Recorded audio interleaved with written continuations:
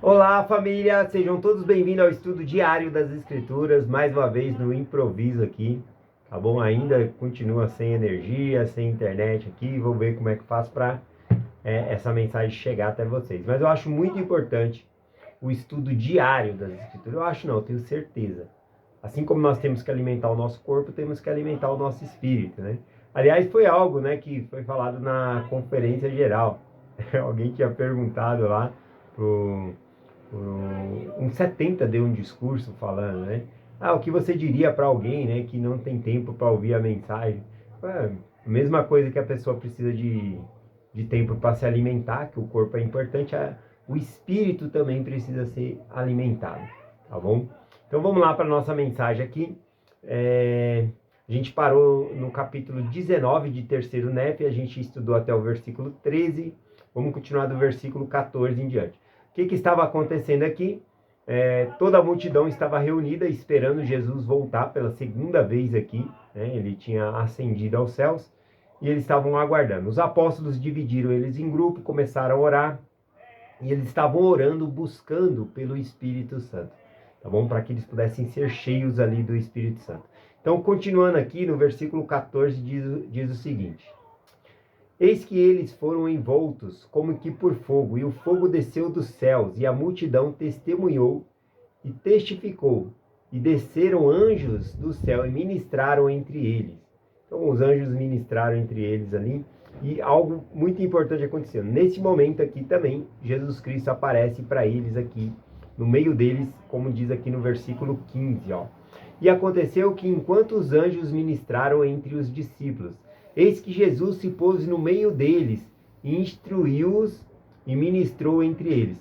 Então Jesus Cristo apareceu ali do mesmo momento, né, no meio deles ali. Dessa vez ele não veio descendo do céu, né, ele veio com uma aparição diferente, ele se pôs no meio deles ali. Tal como ele fez lá em João capítulo 20, né, versículo 19, os apóstolos cerrado, né, ou seja, trancado numa sala ali, e tudo portão fechado, porta fechada, e aí então Jesus Cristo se põe no meio deles, né, mostrando que um corpo ressurreto não existe barreira para ele, tá bom? Não existe barreira para um corpo ressurreto, para ele entrar dentro de uma sala ou coisa assim. Ele entra naquele lugar, assim como Jesus Cristo apareceu entre os apóstolos, aqui também ele apareceu no meio da multidão. Continuando no versículo 16 e 17 diz: E aconteceu que ele falou à multidão e ordenou-lhes que se ajoelhassem novamente e se ajoelharam, e também os seus discípulos. E aconteceu que depois de terem todos se ajoelhado, ordenou aos seus discípulos que orassem. E eis que eles começaram a orar, e oraram a Jesus, chamando-o de Senhor e seu Deus. Então aqui, como Jesus Cristo estava com eles, eles acabaram orando ali para o próprio Jesus Cristo, pedindo ali a Jesus Cristo o que eles queriam, né? Aqui, continuando, a gente consegue fazer uma comparação, aliás, muitos fazem, né, essa comparação, porque Jesus Cristo pede para eles orar e ele se afasta. E aí, então, quando ele volta, eles estão continuando orando, né? Aqui dá para fazer um paralelo com o que acontece lá em Lucas, capítulo 22, lá em Mateus também, capítulo 26, que é quando Jesus vai para o Monte das Oliveiras, no jardim do Getsêmani, e ele pede para Pedro, Tiago e João: ficai aqui e orai, tá bom?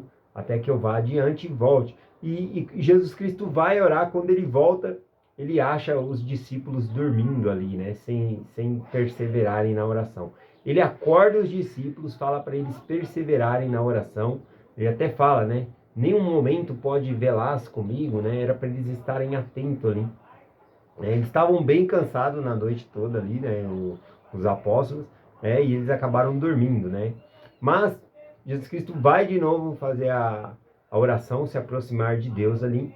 E quando ele volta novamente, eles estão dormindo, né? E aí Jesus Cristo volta para a oração, né, no jardim de Getsemane, e não acorda os discípulos nessa segunda vez aqui, na terceira vez, tá bom?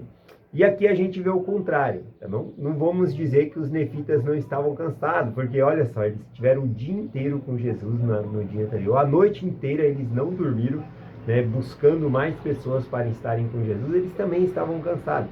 Só que eles perseveraram na oração. Então vamos ver aqui como é que foi essa parte aqui e o sentimento, né? Dá para ver aqui como Cristo reage a esses que obedeceram o que ele falou, né? De continuar orando aqui. Então vamos lá. Deixa eu ver aqui o versículo. Eu acho que é aqui no versículo 23. Terceiro Nef, capítulo 19, versículo 23 em diante. E agora, Pai, rogo por eles, e também por todos os que crerem nas suas palavras, para que creiam em mim, a fim de que estejam neles, como tu, ó Pai, estás em mim, para que sejamos um. Aqui é bem comparável, né, com João capítulo 17, a oração que Jesus Cristo intercede ali pelos os apóstolos e também por nós, ele inclui todos nós ali, que sejamos um com ele também. Então, nesse momento que ele estava afastado ali dos discípulos, da multidão que estavam orando também, era essas palavras de Cristo aqui, tá bom? Intercedendo, pedindo ali ao Pai. E aconteceu que depois de haver assim orado ao Pai, Jesus aproximou-se dos discípulos, e eis que continuava orando a ele, sem cessar. E não repetiam muitas palavras, porque lhe era manifestado o que deveriam dizer, e estavam cheios de anelo. Então, observe que Jesus Cristo pediu para eles orar, e quando Jesus Cristo volta, eles continuam a oração ali, né? Qual que é a reação de Jesus Cristo aqui? Versículo 26. E aconteceu que Jesus os abençoou.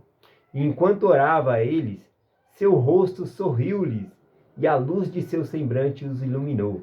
O sorriso de Cristo iluminou toda a multidão ali, né? Na verdade, o rosto de Cristo resplandeceu, realmente deu luz, tá bom? E olha a luz do sorriso de Cristo, do rosto de Cristo, qual foi o efeito na multidão ali, tá bom? E seu semblante iluminou-se, e eis que tornaram-se brancos como o semblante e as vestes de Jesus. Então aqueles que estavam ali se tornaram com as vestes brancas, né? O sorriso de Cristo iluminou eles e eles se tornaram brancos ali, as vestes brancas, pureza.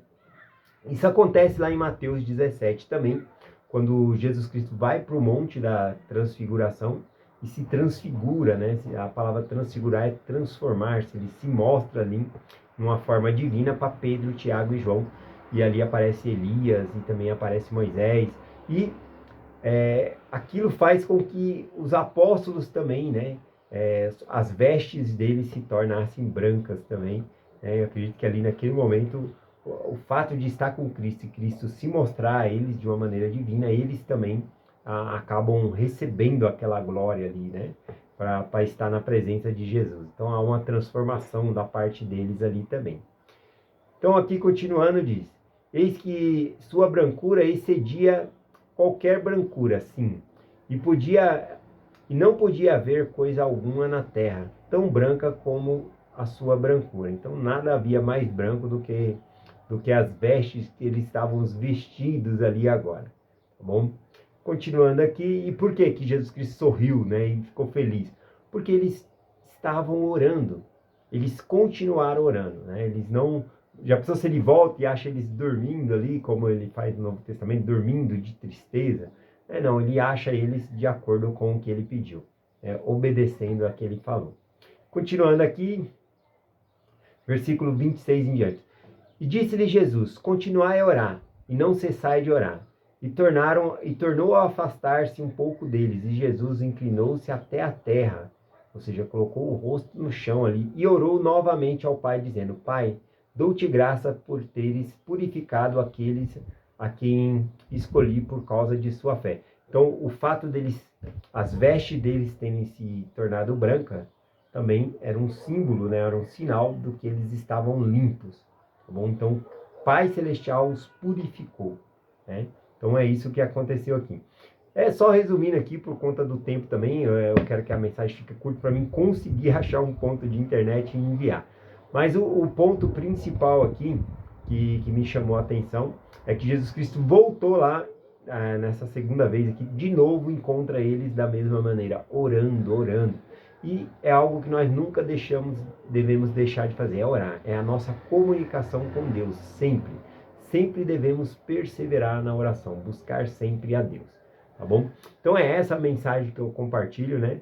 E desculpa o improviso aí, espero que essa mensagem também consiga chegar no tempo hábil aí. O importante é estudar todos os dias as Escrituras, tá bom? Então é essa a mensagem que eu compartilho em nome de Jesus Cristo. Amém. Até amanhã.